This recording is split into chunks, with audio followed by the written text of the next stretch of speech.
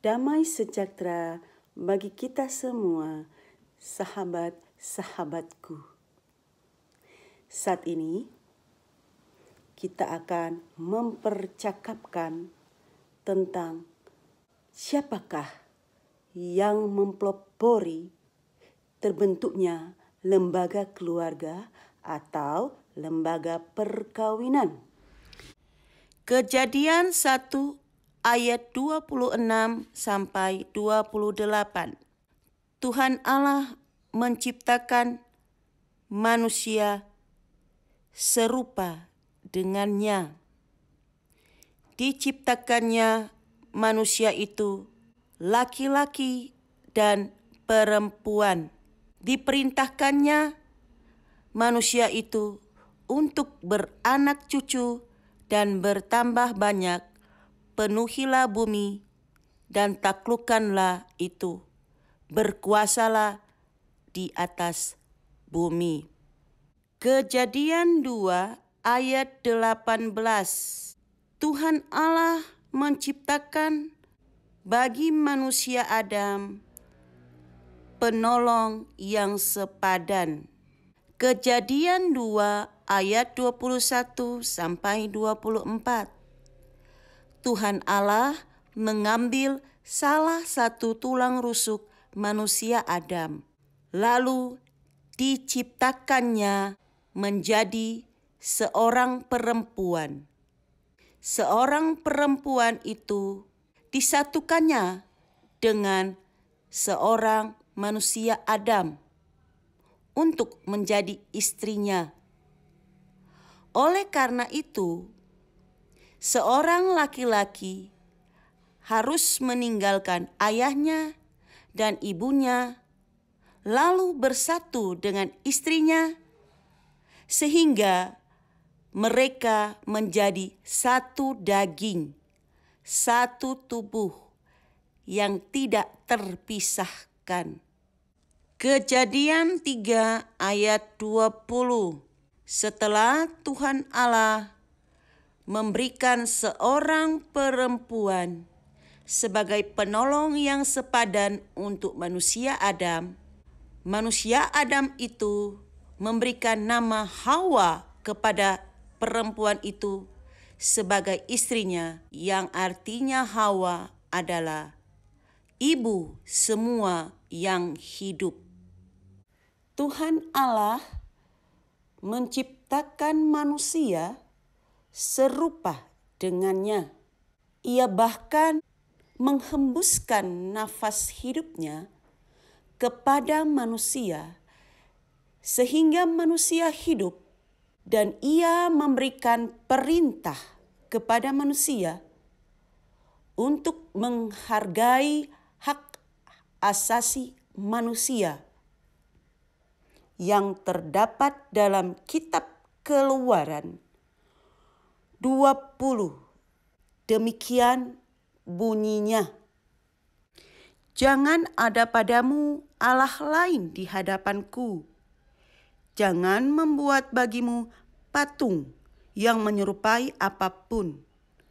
Jangan sujud menyembah kepadanya atau beribadah kepadanya, sebab akulah Tuhan Allahmu. Jangan menyebut nama Tuhan Allahmu dengan sembarangan.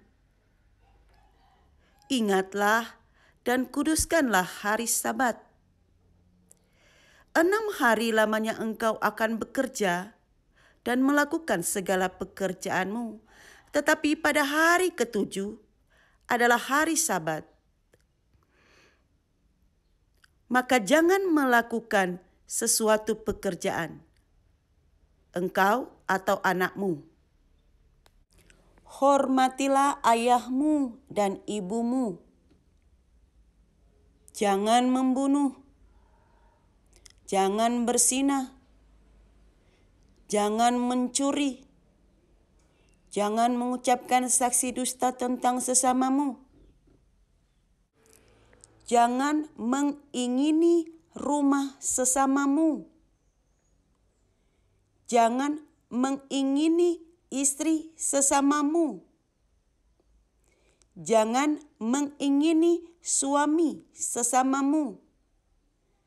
Jangan mengingini hamba sesamamu.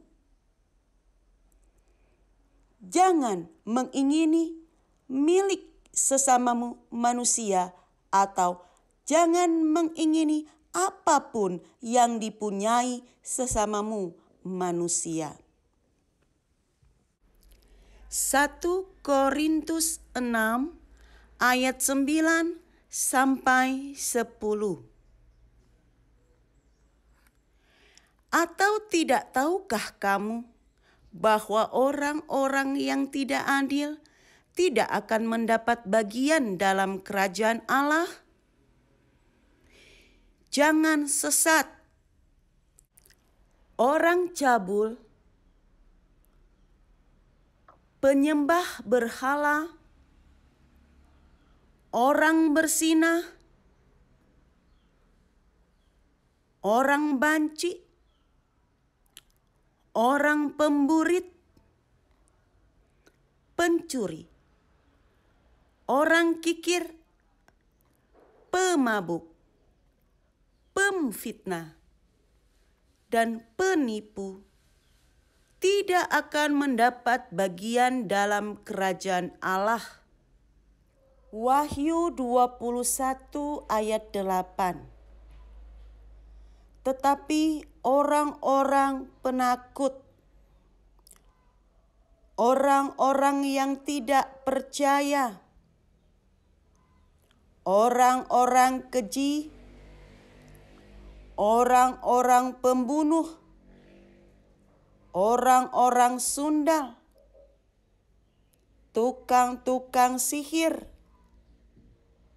penyembah-penyembah berhala, dan semua pendusta, mereka akan mendapat bagian mereka di dalam lautan yang menyala-nyala oleh api dan belerang.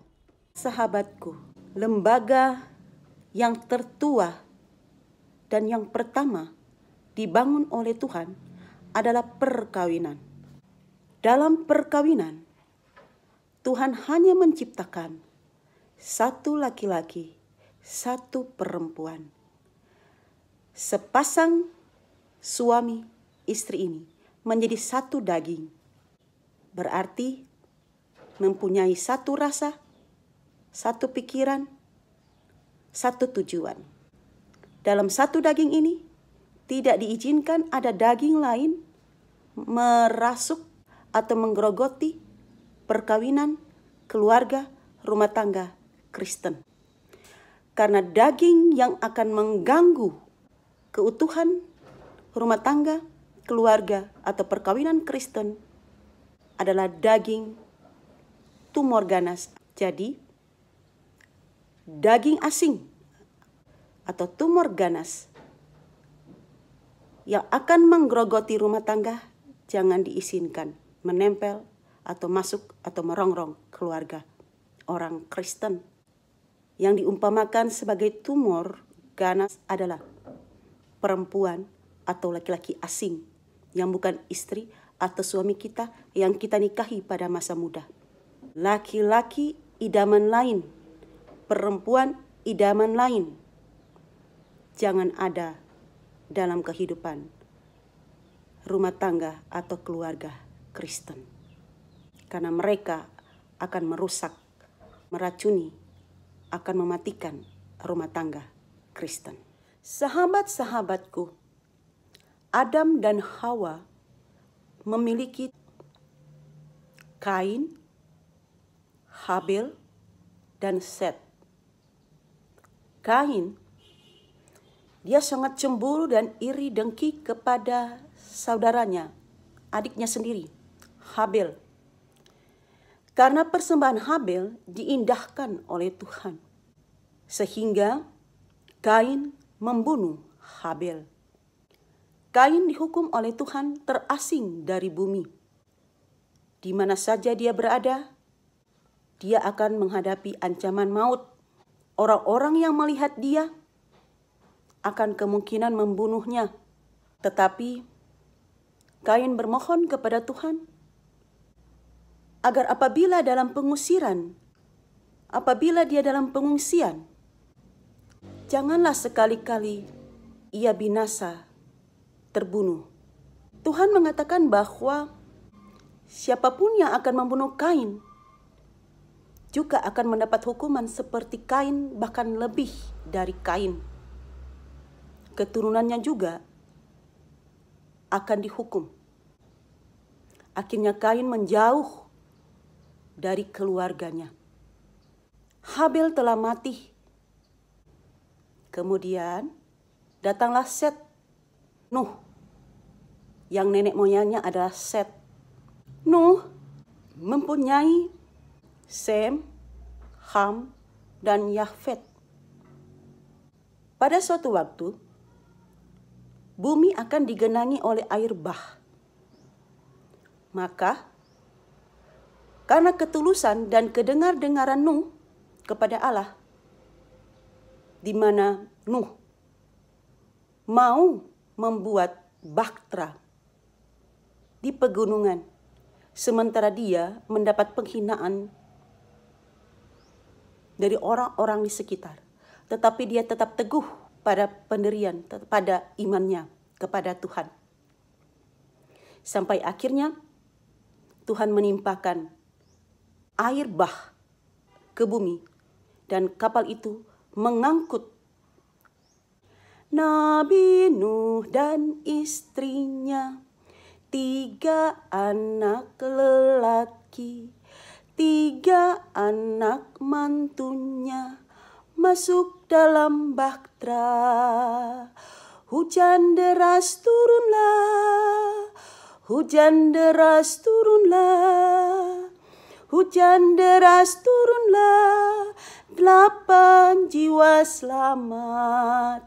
Satu keluarga keturunan Set dan Nuh, namanya Abraham, yang artinya bapa segala orang yang beriman. Abraham, dia dipanggil oleh Tuhan Allah keluar dari tanah Ur Kasdim dan menuju ke tanah milik keturunan dari Ham di tanah Kanaan untuk memenuhi janji Tuhan kepada Sem. Keturunannya akan menempati tanah milik keturunan Ham, yakni tanah Kanaan. Mengapa Sem disayang oleh Tuhan? Seluruh kekayaan diwariskan oleh Nuh kepada anak kesayangannya yang bernama Ham, bapa orang tanah Kanaan. Ham, anak yang dipercaya oleh Nuh menjaga keluarganya. Yafet juga mendapat warisan tanah di pesisir pantai. Lalu Sem dapat apa? Sem tidak mewarisi apapun. Sampai suatu ketika Nuh, ayah Sem, Ham, dan Yafet begitu senangnya menikmati kebun anggur yang ia panen, dia mabuk dan dia dalam keadaan bugil. Dan dilihatlah oleh Ham, anak kesayangan Nuh. Tetapi Ham, bapa orang Kanaan, tidak merasa iba melihat Nuh dalam keadaan telanjang. Dia melihat itu sesuatu kekonyolan dan dia ceritakan kepada saudara-saudaranya, Yafet dan Sem. Si kecil Sem mendengar apa yang diceritakan oleh saudaranya Ham, merasa iba dengan ayahnya dan berinisiatif membuka jubah kainnya, berjalan mundur untuk menutupi aurat ayahnya itu. Diikuti oleh saudaranya yang di tengah, namanya Yafet, dan menutupi aurat ayah mereka tanpa melihat aurat ayah mereka. Berbeda dengan Ham. Ketika Nuh sadar dari mabuk dan mendengar cerita dari keluarganya apa yang diperbuat oleh anak bungsunya, hati Nuh hancur, sedih. Mengapa yang memperlakukan dia dengan begitu baik dan mulia? Sem, bukan Ham, anak kebanggaannya itu. Kenapa Sem yang dia pandang kecil?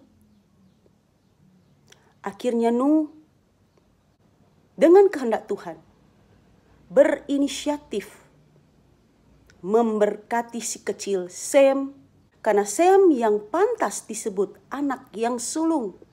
Maka Sem diberkati.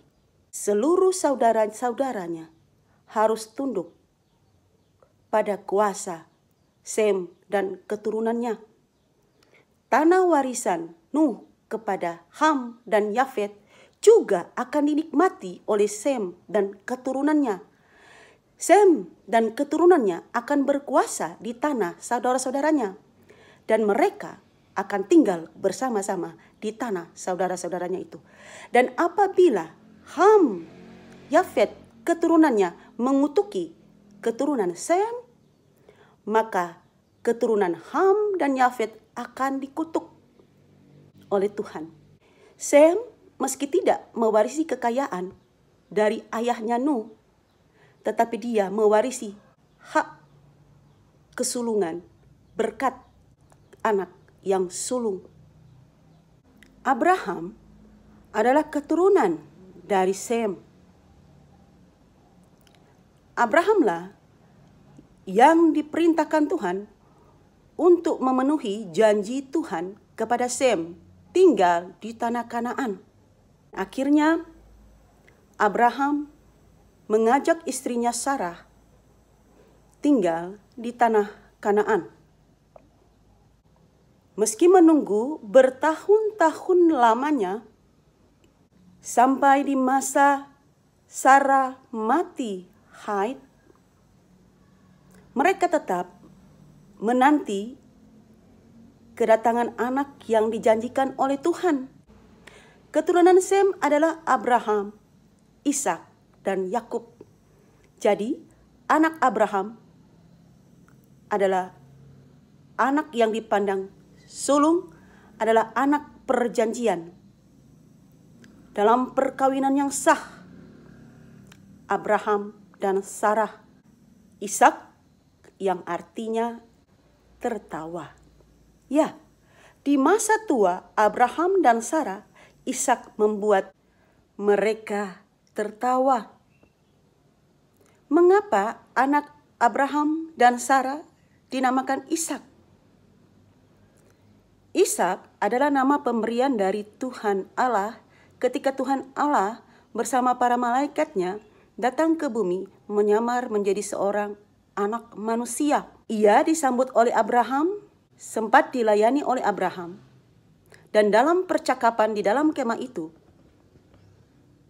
Tuhan dalam rupa anak manusia mengatakan kepada Abraham bahwa Sarah akan mengandung dan melahirkan seorang anak laki-laki. Tetapi ketika Sarah menguping dan mendengarkan percakapan ini, Sarah tertawa karena dia telah mati haid. Mana mungkin akan mengandung dan melahirkan. Dan Tuhan tahu apa yang dilakukan oleh Sarah, dan Tuhan mengatakan, "Mengapa Sarah tertawa? Karena engkau tertawa, maka anakmu kunamakan tertawa." Dalam bahasa Ibrani, Ishak. Menganggap remeh hak kesulungan juga terjadi dalam kehidupan anak-anak dari Ishak. Namanya Esau dan Yakub.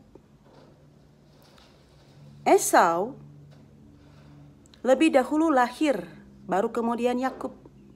Mereka anak kembar. Suatu ketika, Esau mencium sup kacang merah yang dimasak oleh Yakub. Lalu Esau datang meminta sup tersebut. Tetapi Yakub meminta bayaran. Jika mau masakanku, itu berarti aku yang menjadi kakak dan kakak yang menjadi adik. Esau pun setuju dan menganggap remeh hak kesulungannya. Dia menyerahkan hak kesulungan kepada Yakub. Dan mulai saat itu, sejak Esau mengatakan Yakublah kakak atau anak yang sulung, Yakub berjuang untuk mendapat berkat sebagai anak yang sulung. Dibantu oleh ibunya Ribka, Yakub memasak masakan kesukaan Ishak dan mengenakan pakaian Esau dan mengenakan juga di badannya bulu domba. Yakub membawa masakannya kepada Ishak yang matanya sudah rabun. Ishak menyangka Yakub adalah Esau karena bau baju dari Esau. Dan karena tangan Yakub berbulu, padahal itu adalah bulu domba. Setelah menikmati makanan masakan Yakub, Ishak pun memberkati Yakub sebagai anak yang sulung. Sehingga sampai sekarang ini, setiap keturunan dari Yakub, yakni 12 suku Israel, diberkati oleh Tuhan. Ruben, Simon, Lewi, Yehuda, dan Naftali, Gad, Asher, Isakar, Sebulon, Yusuf, Benyamin, Dina, anak perempuan, Dina, anak perempuan, Dina, anak perempuan, semua anak Yakub.